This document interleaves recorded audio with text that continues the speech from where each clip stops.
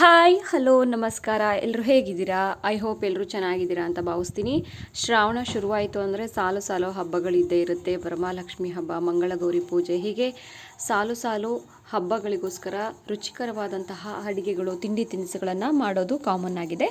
So ನಾನು ಅದಕ್ಕೋಸ್ಕರ ಶ್ರಾವಣ ಮಾಸದಲ್ಲಿ ಮಾಡುವಂತಹ ಹಬ್ಬಗಳಿಗಾಗಿ ವಿಶೇಷವಾಗಿ ಮಾಡುವಂತಹ ಚಕ್ಕುಲಿಯನ್ನು ಯಾವ ರೀತಿಯಾಗಿ ಮಾಡೋದು ಅಂತ ತುಂಬ ಸಿಂಪಲ್ಲಾಗಿ ನಾನು ತೋರಿಸ್ಕೊಡ್ತೀನಿ. ಎಷ್ಟು ಗರಿಗರಿಯಾಗಿ ಬಂದಿದೆ ಅಂದರೆ ತುಂಬ ಚೆನ್ನಾಗಿ ಬಂದಿದೆ. ತುಂಬ ಸಾಫ್ಟಾಗಿ, ಕ್ರಿಸ್ಪಿಯಾಗಿ, ರುಚಿಯಾಗಿರುವಂತಹ ಹೋಮ್ ಮೇಡ್ ಚಕ್ಕಲಿಯನ್ನು ಯಾವ ರೀತಿಯಾಗಿ ಮಾಡೋದು ಅಂತ ನಾನು ನಿಮಗೆ ತೋರಿಸ್ಕೊಡ್ತೀನಿ. ಮನೇಲಿ ಆಲ್ಮೋಸ್ಟ್ ಆಲ್ ಎಲ್ಲರೂ ಸಹ, ಮಕ್ಕಳಿಂದ ಹಿಡಿದು ಮನೇಲಿರುವಂತಹ ಎಲ್ಲರೂ ಸಹ ತುಂಬ ಇಷ್ಟಪಟ್ಟು ತಿಂತಾರೆ. ಸೊ ಮೊದಲನೇದಾಗಿ ಚಕ್ಕಲಿ ಮಾಡೋಕ್ಕೆ ನಾನು 1 ಬೌಲಷ್ಟು ಪುಟಾಣಿ ಅಂದರೆ ಕಡಲೆನ ತೊಗೊಂಡಿದ್ದೀನಿ. ಸೊ ನೋಡ್ಕೊಂಡಿದ್ದೀರಲ್ಲ, ಈ ಒಂದು ಕಡಲೆನ ಮಿಕ್ಸಿ ಜಾರಿಗಲ್ಲಿ ತುಂಬ ನುಣ್ಣವಾಗಿ ಪುಡಿ ಮಾಡ್ಕೋಬೇಕು. ತರಿ ತರಿ ಏನಾದರೂ ಇದ್ದರೆ ಅದನ್ನು ನಾವು ಜರಡಿಲಿ ಸಾಣಿಸ್ಕೊಬಿಡಬೇಕು. ಸೊ ನಾನು ತುಂಬ ನುಣ್ಣಗೆ ಪುಟಾಣಿ ಅಂದರೆ ಕಡಲೆನ ಪುಡಿ ಮಾಡ್ಕೊಂಡಿದ್ದೀನಿ. ಸೊ ನೋಡಿ ಎಷ್ಟು ಸಾಫ್ಟಾಗಿ ಚೆನ್ನಾಗಿ ಹಿಟ್ಟಾಗಿದೆ ಅನ್ನೋದನ್ನು.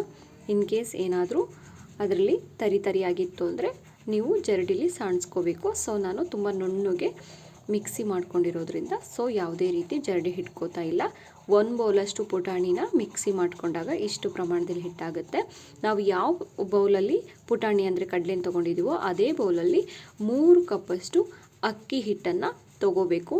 ನೀವು ಯಾವುದೇ ಅಕ್ಕಿ ಹಿಟ್ಟಾದರೂ ಓಕೆ, ಮನೇಲಿ ಮಾಡಿದ್ದಾದರೂ ಓಕೆ, ಅಂಗಡಿಲ ಅಂದರೆ ಪರ್ಚೇಸ್ ಮಾಡಿದ್ದಾದರೂ ಓಕೆ ತೊಗೊಂಡಿದ್ದೀನಿ.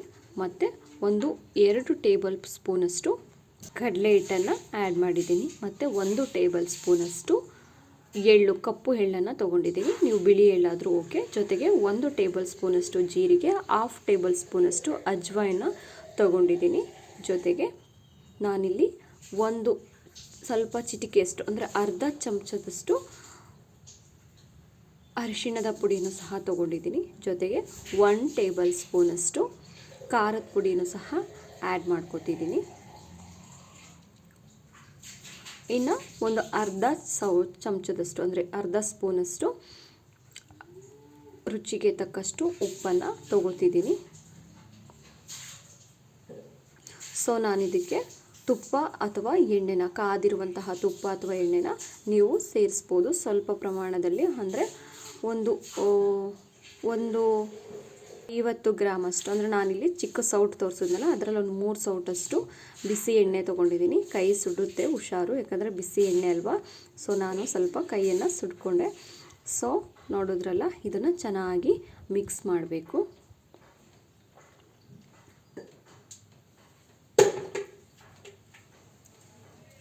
ಗಂಟಿಲ್ದಂಗೆ ಎಣ್ಣೆ ಹಾಕಿರ್ತೀವಲ್ಲ, ಆ ಬಿಸಿ ಎಣ್ಣೆ, ಸೊ ಆ ಒಂದು ಬಿಸಿ ಎಣ್ಣೆ ಹಾಕಿ ಚೆನ್ನಾಗಿ ಮಿಕ್ಸ್ ಮಾಡಿದಾಗ, ನಾವು ಈ ಥರ ಕಟ್ಟಿದಾಗ ಅದು ಉಂಡೆ ಥರ ಬರಬೇಕು. ಆಗ ಮಾತ್ರ ಚಕ್ಕಲಿ ಹಿಟ್ಟು ಹದವಾಗಿ ಬರುತ್ತೆ ಅಂತ ನೋಡಿ. ನಾವಿದನ್ನು ಚೆನ್ನಾಗಿ ಮಿಕ್ಸ್ ಮಾಡಿದ್ದೀವಿ. ಸೊ ಈ ಥರ ಕಟ್ಟಿದಾಗ ಉಂಡೆ ಬರಬೇಕು. ಸೊ ಆಗ ಮಾತ್ರ ಚಕ್ಕಲಿ ತುಂಬ ಹದವಾಗಿ ಟೇಸ್ಟಿಯಾಗಿ ಬರುತ್ತೆ. ಸೊ ನೋಡಿದ್ರಲ್ಲ, ನಾನಿದಕ್ಕೆ ಕಾದಿಟ್ಟಿರುವಂತಹ ನೀರಿನಿಂದ ಕಲಿಸ್ತಾ ಇದ್ದೀನಿ. ಈಗ ನಾವೇನು ನೀರಿಂದ ಕಲಿಸ್ಬೇಕೋ ಆ ನೀರನ್ನು ಸಹ ಚೆನ್ನಾಗಿ ಬಿಸಿ ಮಾಡ್ಕೋಬೇಕು. ಬಿಸಿ ಮಾಡಿಕೊಂಡಾದಮೇಲೆ ಹಿಟ್ಟನ್ನು ಕಲಿಸ್ತಾ ಹೋಗಬೇಕು. ಎಷ್ಟು ಪ್ರಮಾಣದಲ್ಲಿ ನೀರು ಬೇಕೋ ನೋಡಿಕೊಂಡು ಕಲಿಸ್ಕೊಳ್ಳಿ. ತುಂಬ ನೀರು ಹಾಕಿದ್ರೆ ಮೆತ್ತೆ ಆಗಿಬಿಡುತ್ತೆ. ಸೊ ನಾವು ಚಪಾತಿ ಹಿಟ್ಟಿನ ಹದಕ್ಕೆ ಚೆನ್ನಾಗಿ ನಾದ್ಕೋಬೇಕು. ನೋಡಿ, ಸ್ವಲ್ಪ ಸ್ವಲ್ಪವೇ ನೀರನ್ನು ಆ್ಯಡ್ ಮಾಡ್ತಾ ನಾನು ಕಲಿಸ್ತಾ ಇದ್ದೀನಿ. ಬಿಸಿ ಇರುತ್ತಲ್ವ, ಬಿಸಿ ನೀರು. ಸೊ ಕೈ ಸುಟ್ಟಿತ್ತು ಜೋಪಾನ. ಸೊ ಚೆನ್ನಾಗಿ ನಾದ್ಕೊಬಿಡಬೇಕು.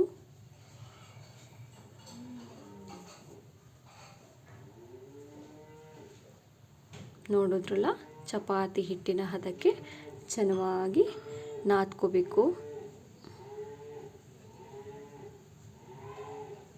ನೋಡಿ ಎಷ್ಟು ಚೆನ್ನಾಗಿ ಹಿಟ್ಟು ಚೆನ್ನಾಗಿದೆ ಅನ್ನೋದನ್ನು.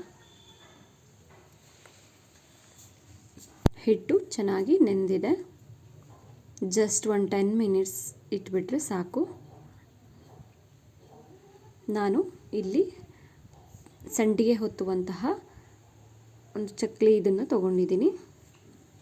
ಚಕ್ಕಲಿ ಹೊತ್ತಲಿಕ್ಕೆ ಸೊ ನಾವಿಲ್ಲಿ ಸಿಲಿಂಡರ್ ಆಕಾರದಲ್ಲಿ ಹಿಟ್ಟನ್ನು ರೆಡಿ ಮಾಡ್ಕೋಬೇಕು.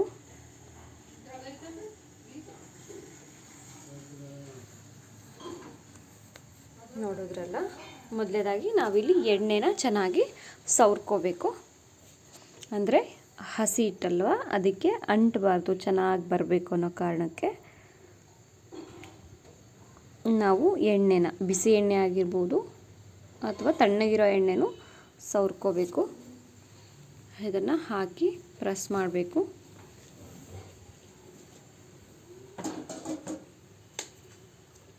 ನೋಡಿದ್ರಲ್ಲ, ಹೀಗೆ ಪ್ರೆಸ್ ಮಾಡ್ತಾ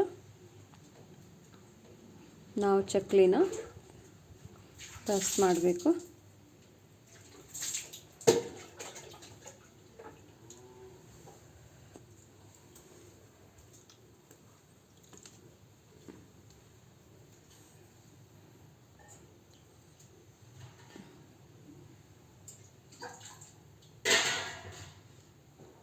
ಸ್ವಲ್ಪ ಟೈಟ್ ಅನ್ನಿಸ್ತು, ಅಂದರೆ ಹಿಟ್ಟು ಚಪಾತಿ ಹಿಟ್ಟಿನ ಹದಕ್ಕೆ ಕಲಸಿರ್ತೀವಲ್ಲ, ಸೊ ಅದಕ್ಕೋಸ್ಕರ ಸ್ವಲ್ಪ ಟೈಟ್ ಅನಿಸುತ್ತೆ. ನಾನು ಬಿಲ್ಲೆ ಚೇಂಜ್ ಮಾಡಿಕೊಂಡೆ. ಆ್ಯಕ್ಚುಲಿ 3 ಲೇಯರ್ ಇರೋದನ್ನು ತಗೊಂಡು ಉದ್ದಕ್ಕೆ ನಾವು ಚಕ್ಲಿನ ಉತ್ಕೊಬಿಟ್ಟು ಆಮೇಲೆ ನಾವು ಶೇಪ್ ಕೊಟ್ಕೊಳ್ಳೋಣ ಅಂದ್ಕೊಂಡೆ, ಬಟ್ ಅದು ವರ್ಕ್ ಆಗಲಿಲ್ಲ. ಸೊ ಬೇಗ ಸ್ಪೀಡ್ ಆಗಲಿ ಅನ್ನೋ ಕಾರಣಕ್ಕೆ, ಬಟ್ ಆಮೇಲೆ ನಾನು ಸಿಂಗಲ್ ಬಿಲ್ಲೆ ಇರುವಂತಹದ್ದನ್ನೇ ಹಾಕಿ ಹೊತ್ಕೋತಾ ಇದ್ದೀನಿ. ನೋಡಿ ಚಕ್ಲಿ ಎಷ್ಟು ಚೆನ್ನಾಗಿ ಬರ್ತಾ ಇದೆ ಅನ್ನೋದನ್ನು.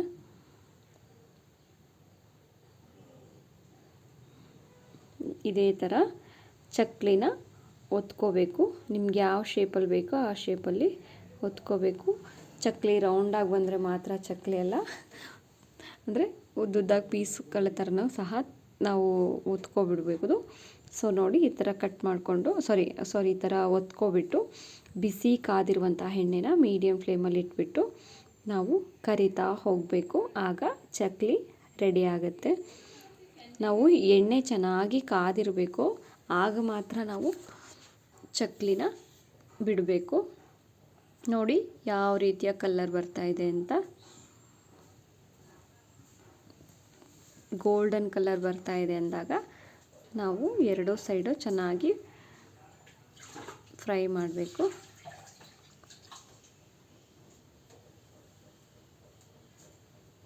ನೋಡಿದ್ರಲ್ಲ ಎಷ್ಟು ಚೆನ್ನಾಗಿ ಚಕ್ಲಿ ಆಯಿತು, ಕರೆದಿದೆ ಅನ್ನೋದನ್ನು.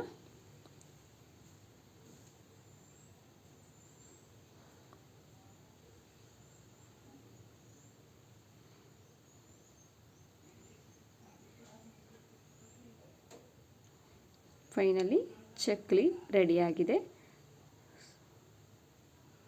ಸೊ ನೋಡಿದ್ರಲ್ಲ, ತುಂಬ ಸಿಂಪಲ್, ಟೇಸ್ಟಿ, ಹೆಲ್ದಿಯಾಗಿರುವಂತಹ ಶ್ರಾವಣ ಮಾಸದಲ್ಲಿ ಹಬ್ಬಗಳಿಗೆ ಸ್ಪೆಷಲ್ ಆಗಿ ಮಾಡುವಂತಹ, ಮನೆಯಲ್ಲೇ ಇರುವಂತಹ ಇಂಗ್ರೀಡಿಯೆಂಟ್ಸ್ಗಳನ್ನು ಬಳಸ್ಕೊಂಡು ಮಾಡುವಂತಹ ಚಕ್ಕಲಿ ರೆಡಿ ಆಯಿತು. ತುಂಬ ಟೇಸ್ಟಿ, ಹೆಲ್ದಿಯಾಗಿರುವಂತಹ ಈ ಒಂದು ಚಕ್ಕಲಿನ ನೀವು ಸಹ ಮಾಡಿ, ಮಕ್ಕಳು ಸಹ ತುಂಬ ಇಷ್ಟಪಟ್ಟು ತಿಂತಾರೆ.